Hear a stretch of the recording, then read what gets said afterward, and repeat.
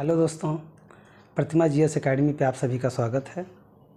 दोस्तों, हमारा ये अगला वीडियो करंट अफेयर्स का है जो डेली का डेली आता रहेगा। समय ज़्यादा न गंवाते हुए हम सीधे टॉपिक पे आते हैं। दोस्तों, जवाहरलाल नेहरू महापत्तन हाल ही में चर्चा में है और ये चर्चा में आने का सबसे बड़ा कारण इसका है कि 100% लैंडलॉर्ड मॉडल वाला भारत का पहला महापत्तन बना है। 100% लैंडलॉर्ड मॉडल का भारत का पहला महापत्तन बना है। लैंडलॉर्ड पत्तन का मतलब होता है कि पीपीपी यानी कि पब्लिक प्राइवेट पार्टनरशिप, यानी कि सार्वजनिक निजी भागीदारी से संबंधित है। सार्वजनिक निजी भागीदारी का मतलब होता है कि सरकार और निजी कंपनियां मिल करके जिसका संचालन करें उसे हम पीपीपी मॉडल कहते हैं, यानी पब्लिक प्राइवेट पार्टनरशिप मॉडल के रूप में कहा जाता है। इसे ट्रिपल पी कहा जाता है। पीपीपी मॉडल 1991 में आया था। इस पे ये बहुत बड़ा एक अलग टॉपिक है, इस पे हम बाद में चर्चा करेंगे।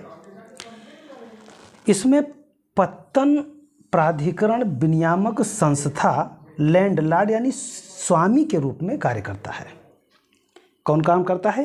ये वेरी इंपॉर्टेंट पॉइंट है इसमें कि पत्तन प्राधिकरण विनियामक संस्था लैंडलॉर्ड यानी स्वामी के रूप में कार्य करता है और इस पत्तन का जो संचालन है वो संचालन करेंगे निजी कंपनियां करेंगी और स्वामित्व जो एक प्राधिकरण है वो करेंगे। तो ये जो निजी कंपनियां हैं संचालन करेंगी किस पे? विशेषकर कार्गो क्षेत्र पे। कार्गो जो होता है, जो पत्तन में जिसमें शिप उप आते हैं, बहुत जो है सामान ढोने का जहाज़ होता है, उसे कार्गो के रूप में आना, जैसे गाड़ी वाड़ी आना, बड़े बड़े जो ट्रक व्रक आते हैं, ऐसे जो विदेशों से सामान लाया जाता है उसे कार्गो कहा जाता है। इसका उद्देश्य क्या था? जो लैंडलॉर्ड मॉडल बनाया गया जवाहरलाल नेहरू पत्तन को, इसका उद्देश्य क्या था लाने का? तो इसका उद्देश्य था विकेंद्रीकरण, यानी निर्णय लेने के प्रवृत्ति में इसका विकेंद्रीकरण करना तथा संचालन में पेशेवर क्षमता को बढ़ाना। 2 पॉइंट है, 2 मेजर पॉइंट है इनके उद्देश्य के। इसका जो ऑब्जेक्टिव है इसको कहते हैं विकेंद्रीकरण, यानी डिसेंट्रलाइजेशन, और पेशेवर क्षमता का जो है बढ़ावा देना है। भारतीय पत्तन अधिनियम 1908 के तहत हमारे बंदरगाहों को 2 भागों में बांटा गया।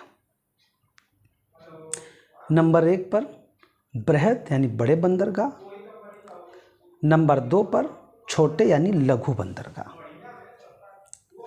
अब बड़े और लघु बंदरगाह को बांटने का कारण क्या था?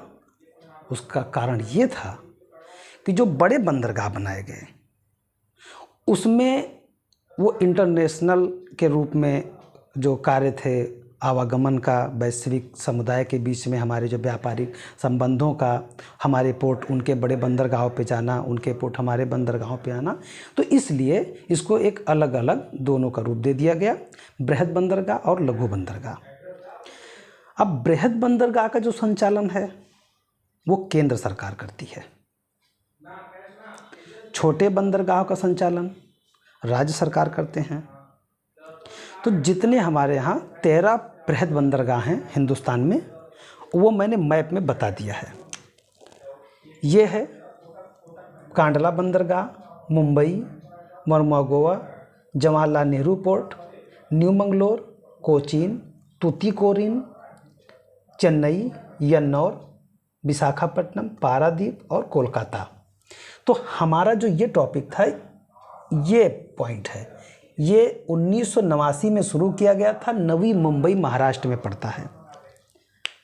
जो जवाहरलाल नेहरू महापत्तन है यानी बंदरगाह है, इसकी शुरुआत 1989 में किया गया था। ये नवी मुंबई महाराष्ट्र में पड़ता है। बाकी आप लोग इसे मैप बना लीजिएगा।